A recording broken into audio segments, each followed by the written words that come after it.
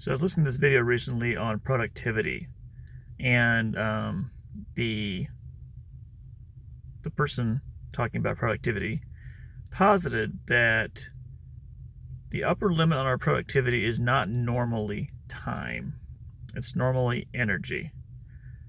And I was like, that actually rings pretty true for me. So, it's one thing to just dedicate more time to work. And certainly I feel like probably I could dedicate more time to work. Now, I don't know if I should, as far as living a balanced life and my family and all that stuff. But in theory, I do feel like I could, as far as the hours in the day. Yes, I think I certainly could devote more hours to work than I do. And in theory, that would make me more productive, right? However,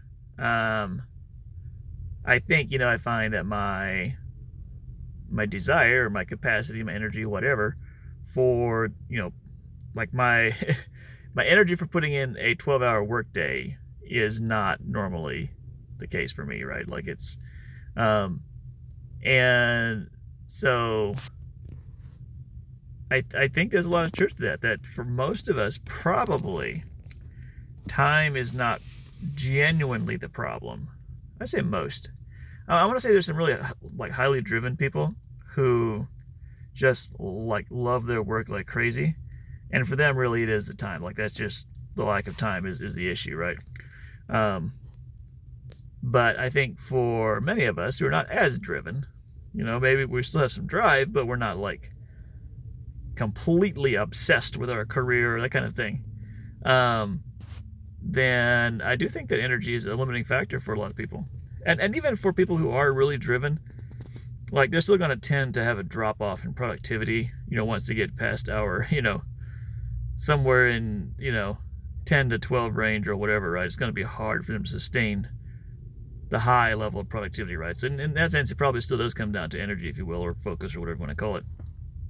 We can call it mental energy, I suppose.